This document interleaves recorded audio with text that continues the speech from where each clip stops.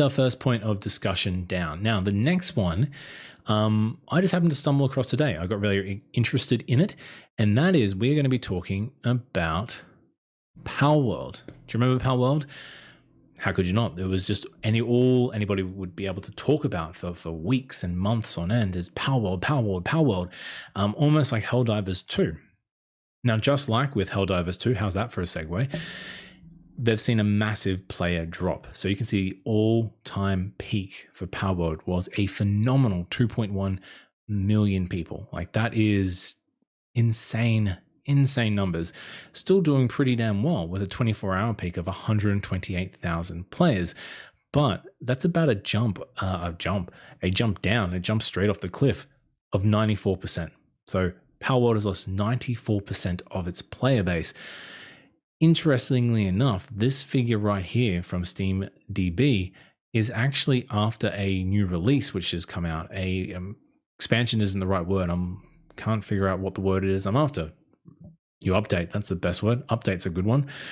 Where it's released a new zone, made some improvements, added a few things in, and it's seen a resurgence in the game.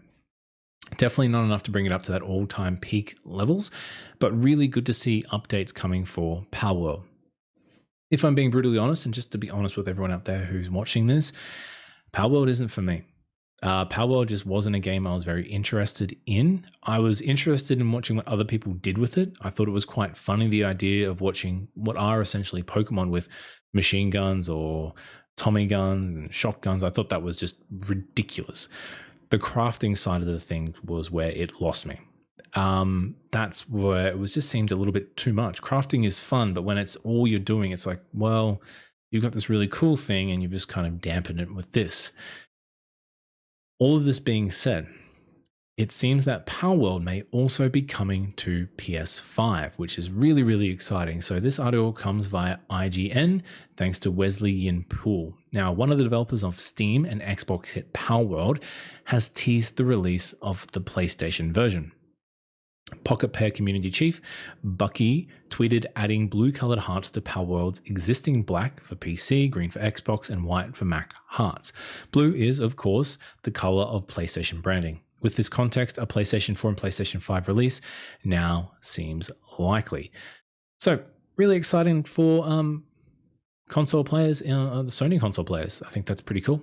To finally get Palworld, you can finally jump in and play the game if it's something that you have been really excited to jump into and you don't own a PC.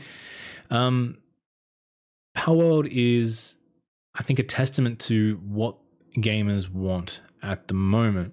Outside of your big launches like COD, FIFA, any of those sport games, what players are craving at the moment are well-polished games that are releasing in a complete perfect state, as perfect as it can be. Helldivers 2 is a perfect example of that.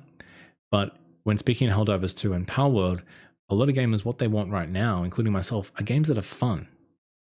Just games that you can just have fun with. As absurd as Palworld is, and as monotonous as the crafting looks like it can be, it just looks like a fun game. And we don't get that very often these days. A lot of the games take themselves so seriously. They're trying to send this message and they forget to be a video game. I'm having a look at you, Seluna's Saga.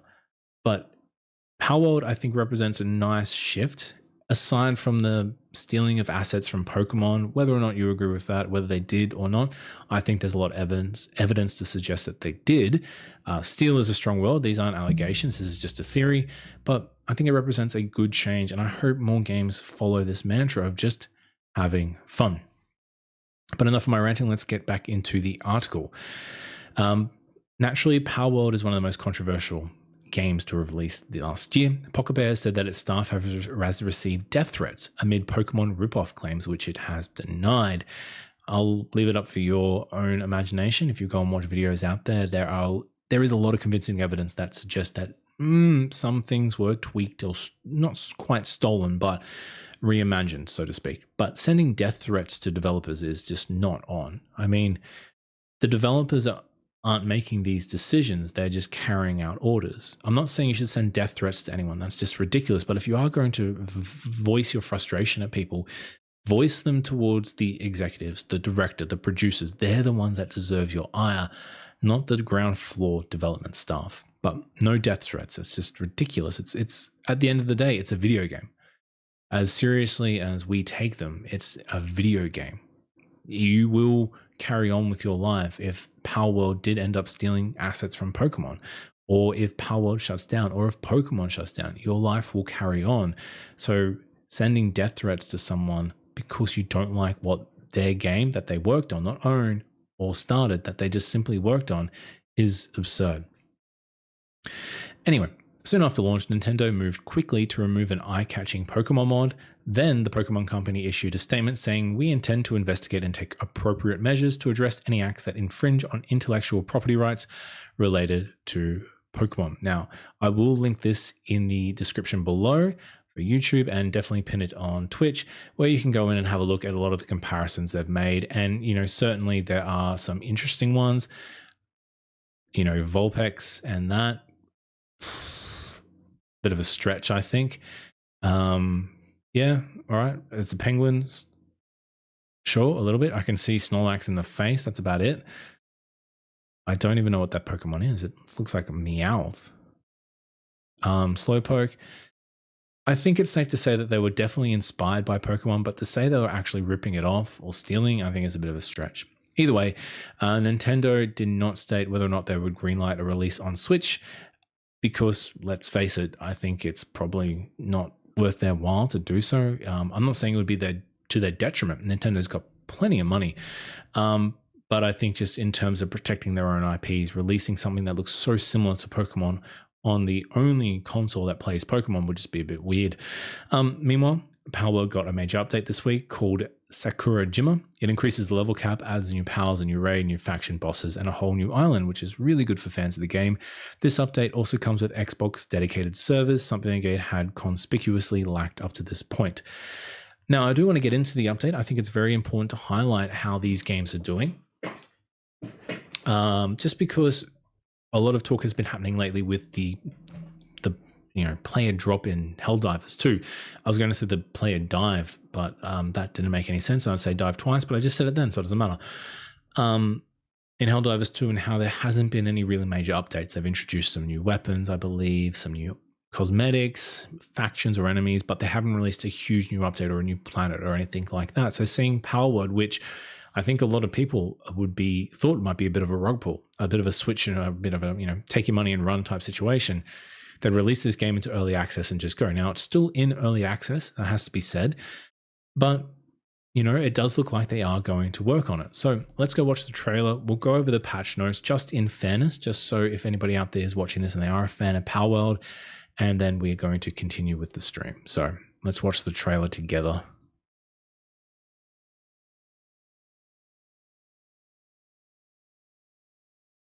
Well, we're going to see an ad first, so that's great. So if any of you in Australia who want to use Pet Circle, there you go. Congratulations.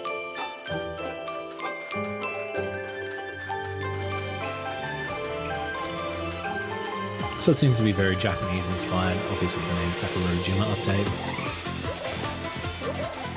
Turn that down. New island, cool.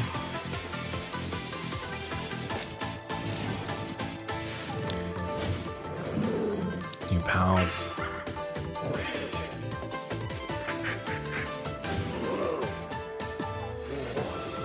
They look pretty interesting, actually.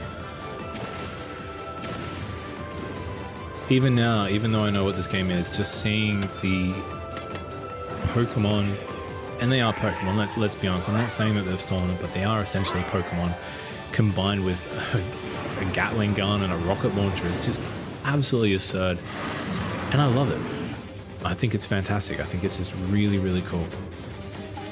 Stronghold Oliverig. Okay. Just absurd. Absolutely absurd. But look, I think we get the gist of it. This was released during Summer Game Fest, and I think if you're a Palworld fan, you're going to be very, very excited to jump into that. It is free. Obviously, this is an expansion. The game's in early access. It's just a new island. Again, not something I'll be playing. I tried getting into Temtem in terms of a monster catching game, and Temtem just got very boring after a while, and Palworld's a little bit too much for me at the moment.